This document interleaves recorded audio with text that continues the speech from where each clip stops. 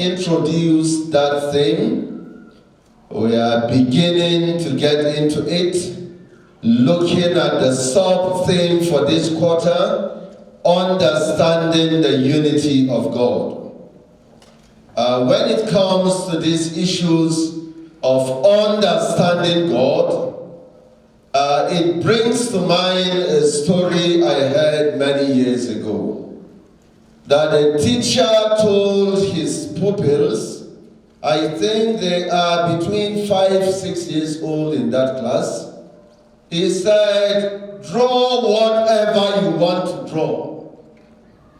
And they started drawing what they wanted to draw. He went to the first table and saw a child trying to draw the house. You know the kind of houses that children draw, that they begin the drawing from the roof. So he has drawn the roof, trying to make the walls, and he said, what do you want to draw? The child says, a house. He said, yes, this looks like a very beautiful house. So he moved to the other one. He is trying to draw his dog. He was drawing, having the tail and everything. Going to the third table, he couldn't really understand what that child wanted to draw. So he said, what are you trying to draw? The child said, I want to draw God.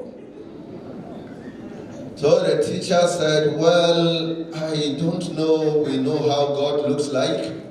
Will you want to draw another thing? And the child shook his shoulders and said, leave me alone. When I finish, you will see how God looks like.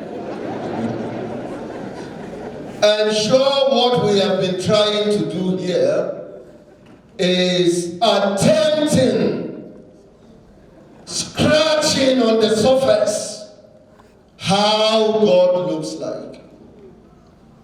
Trying to understand, trying to see, can we understand the unity of God? Let's bow before the Lord and pray. Father, we thank you. We thank you for your word. Thank you that we have it in our hands. We ask, O Lord, that you will help us to understand your word. Help us, O Lord, to hear you and to hear you clearly. Father, speak life to us. As I stand before these people, I acknowledge that without you, I don't have a word. Father, I plead that you will reduce me and you be increased in me. Father, use me as a vessel, a channel only, that we will hear you clearly, that lives will be convicted, that souls will be liberated. Father, speak to our hearts. Thank you for hearing our prayers.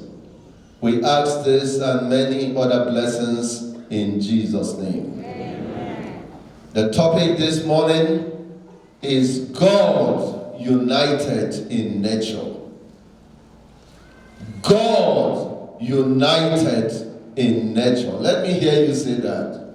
God united in nature. Say it louder.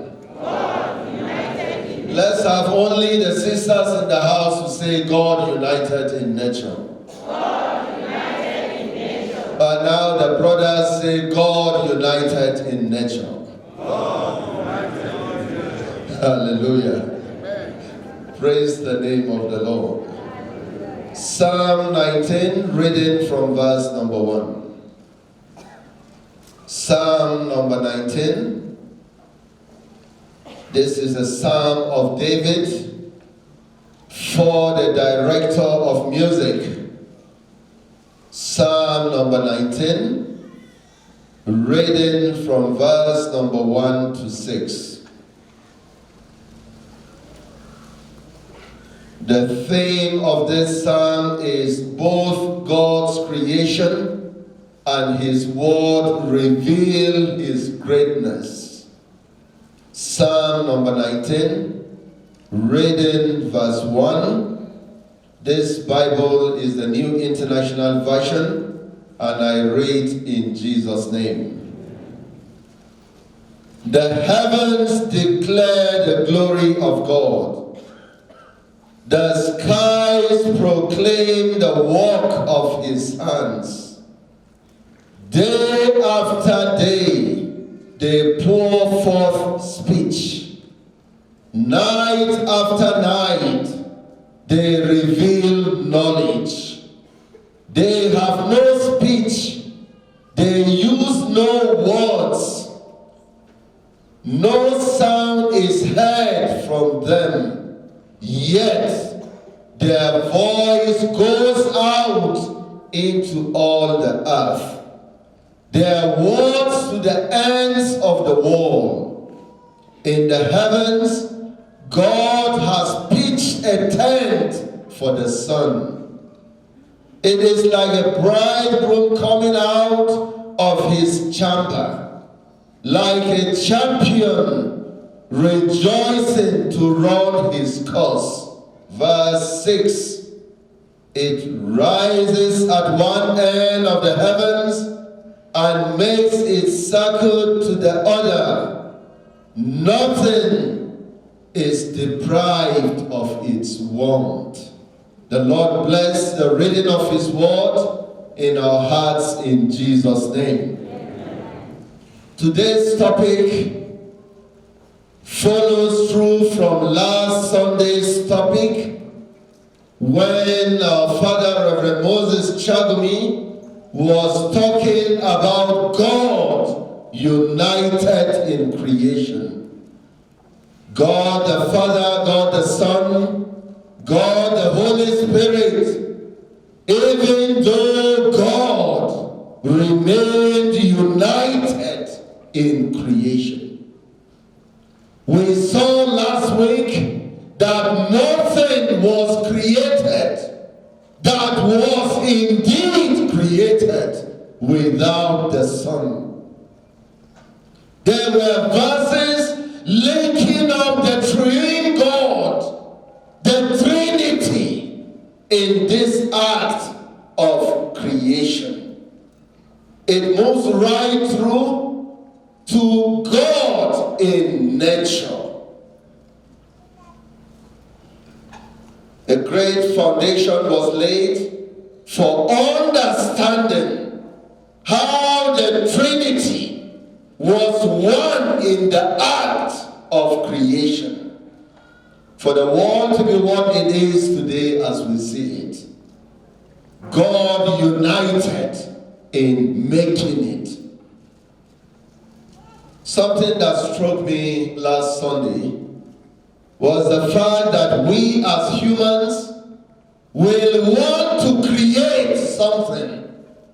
We want to make something, but we are not united, even in doing it. That we are segregated, that we are divided, that we are not united, that one person is building it here, the other is following, destroying it. I recall some words of one of our father that says,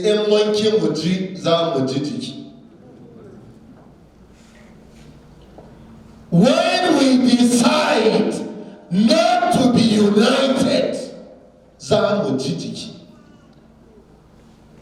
God, even though God remained united, and this fact can move into many areas of our lives, even as a family. A husband and a wife, are you united? You want to make something. You want to build a house. You want to make an investment. And the husband is this way, the wife is that way. God who had in mind that we are not together in it. That is why we are where we are. and we are suffering those consequences. Issues in our text, the whole of chapter 19, this psalm that we have read. In this psalm, David's steps of meditation took him from creation through God's word, through David's own sinfulness, to his salvation. Looking at the whole psalm, it expresses these themes. He was meditating on what God has created, meditating on God's word, meditating on his own sinfulness, then to his salvation. So as God reveals himself through nature, verse 1 to 6 of this Psalm number 19, we learn about God's power and our limitations. As God reveals himself through scripture, verse 7 to 11 of that psalm, we learn about God's power and our own sinfulness. As God reveals himself through scripture, we learn about God's holiness and who we are as human beings. As God reveals himself through daily experiences, from verse 12 to 14, we learn about his gracious forgiveness and our salvation. We are surrounded by a fantastic display of God's craftsmanship. The heavens give dramatic evidence of God's existence, his power, his love, and his care for us. To say that the universe happened by chance, it is silly, it is folly. To say that the universe just came about, that it was by evolution, when scripture, the Bible we have read, expresses the fact that the universe is designed by the Creator. Its design, the intricacies we see, the orderliness points to a personal, involved Creator. That God created the heavens and the earth. As you look at God's handiwork in nature and the heavens, we must thank him for such a magnificent beauty and the truth it reveals about this Creator. For somebody to say it was just an accident, it just evolved over time. Some of us are seated here and may truly be doubting in their hearts if there is God. I teach a course in the seminary that is called Apologetics. And this research was done in America, that out of every 3 Christian students that go to the university, only 1 comes out still being a Christian. If we will do that same research here, I don't know what the outcome will be.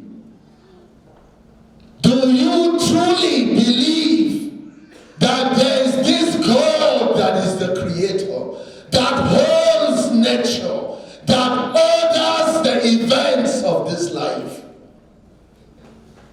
or you are a believer in Charles, who is that evolution man? Charles Darwin. And by the way, I have told you here that I schooled in the school that Darwin schools. He went to the University of Edinburgh. I schooled in that school. And there is the hostel where he lived. They wrote on the door, Darwin once lived here. So one day I was going to the library, I removed my camera and snapped it. I have it in my laptop. That the man once lived there. He was a Christian, but decided to say, no, there is no God as creator. How is your life as you think, as you look at life, as you see the events as outlined in Scripture? Let's get back to our text. We will look at the text in 3 different segments. 1, we will look at verse 1, the purpose of displaying the heavens. Number 2 is verse 2, the message of the unity of God in nature as constantly communicated to the world. And lastly, verse 3 to 6, that the message is easily communicated to everyone. Verse 1, the heavens declare the glory of God. The skies proclaim the work of his hands.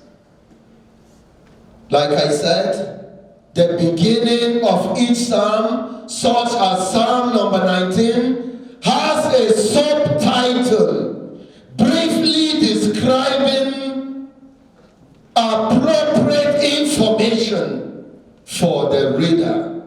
And in this case, it was written for the choir director and was meant to become a public song of worship.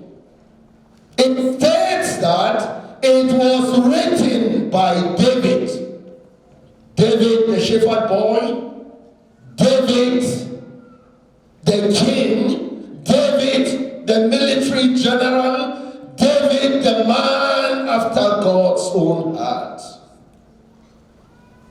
David's insight into drawing close to God and understanding how united God is in nature can be found here in this psalm.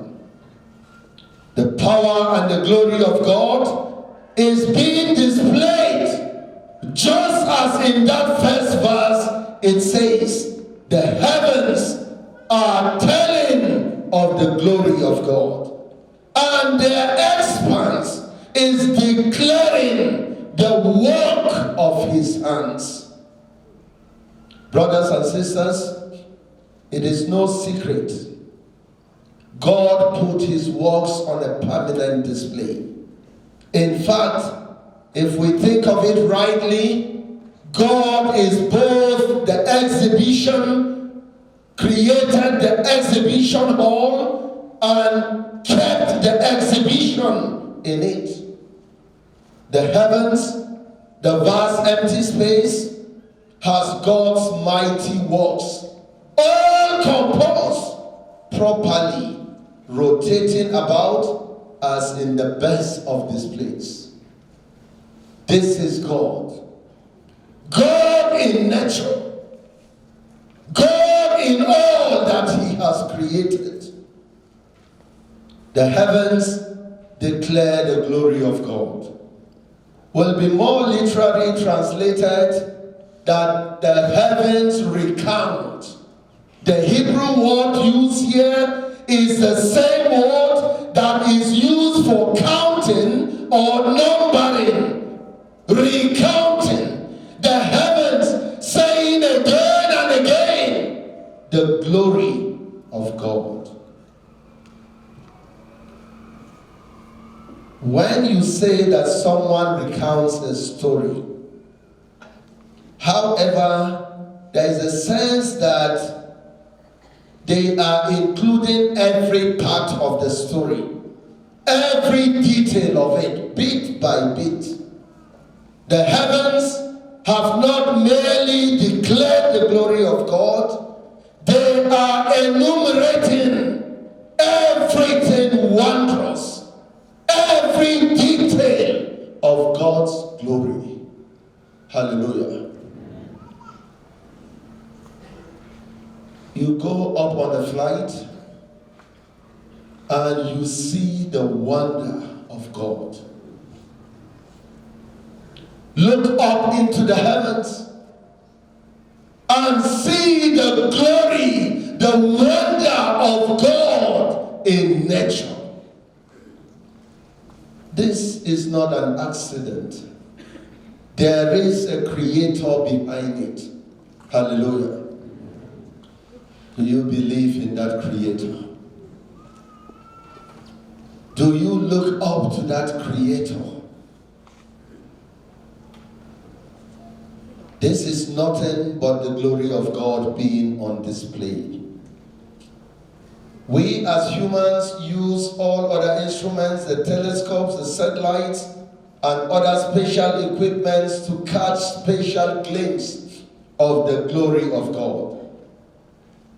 If God displayed these things for us to better understand His greatness, then we must ponder on what He thinks of men who ignorantly claim that it all happened by accident.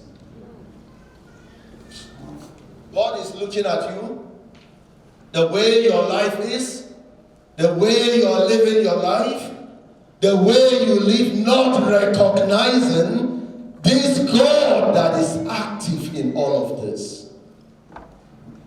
And how foolish you are. When you don't think, when you don't accept this truth about this God that is the creator. The expression of the fact that God has hands is another thing I would want to talk about a little bit. God does not have real hands as we humans have. He is a spirit and therefore invisible. The work of his hands is figurative language called as anthropomorphism, so that we can readily understand this point. We make things with our hands, but not God. In Genesis, God said, "Let there be," and they become. It is sufficient that we recognize it. It was God's doing and no one else's. All the discoveries in our neighboring galaxies are God's handiwork. Something so vast and magnificently done with simple hands, yes, those are God's hands. This is because God is awesome. Hallelujah. Let me hear you say, God is awesome. God is awesome. Say it louder. God is awesome. Now, those hands working through nature can walk through our circumstances. Hallelujah. When you see how God did all that he did through nature, we are not beyond that. These hands can walk through your circumstances, whatever you're passing through. God can walk through your circumstances. He will change them. He will do them for the glory of his name. We need to constantly fight the boring secular perspective that simply states the existence of nature as an accident. God, however, declares that it was deliberately made and there is a purpose for them. Whatever you see God has created. There is a purpose for creating them. And this purpose expresses the unity of God even in nature. David answers the question, why did God display the heavens? They are not just existing as if they are that will separate us from what God is saying. Walls of sectionalism, walls of class, walls of tribalism, all sorts of walls, even when God is speaking across every tribe and every people. The implication of God speaking to everyone in the world demonstrates that God is concerned for what he has created. This is part of the Old Testament message that comes dramatically alive into the New Covenant. The Bible says Jesus sends his disciples to every nation. The great water Edna to every people's groups. That God is speaking across tribes and nations through nature. God is speaking to our hearts. Not only are all people created in the image and the likeness of God, they have heard God's voice ringing through his righteous creation or glorious creation. Verse 5 and 6 elaborates this point. God's great works to do reach all people all the time. The heavens are pictured as a tent holding part of the sun. The use of the tent obviously provides a special picture. A tent is inappropriately small to show forth the greatness of God. It's just trying to explain to us how great this God is. Let me conclude by looking at Ecclesiastes 3:11. Ecclesiastes 3:11. The Bible says he has made everything beautiful in its time. He has also set eternity in the hearts of men. Yet no one can fathom what God has done from beginning to the end. Brothers and sisters, listen as we conclude.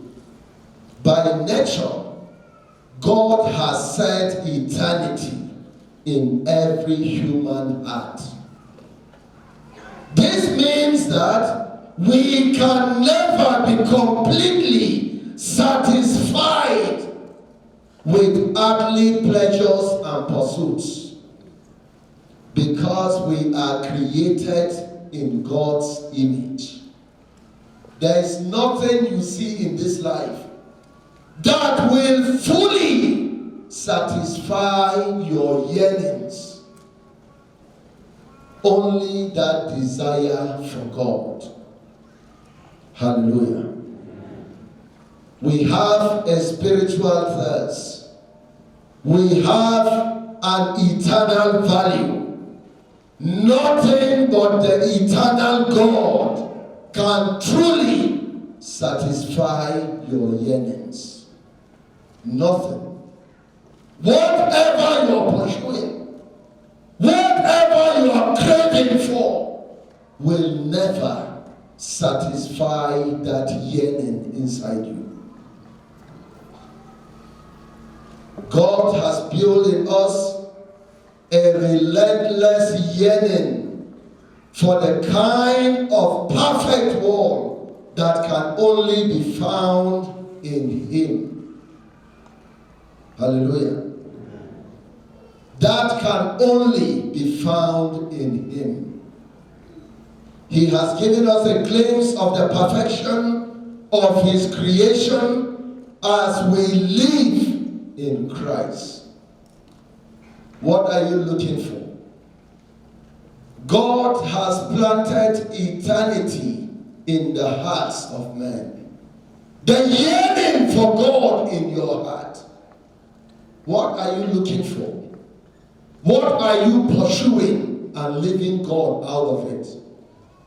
It will never satisfy that yearning. Will you run back to God? Will you run back to God and say, I need you? For only you can satisfy that yearning. Let us pray.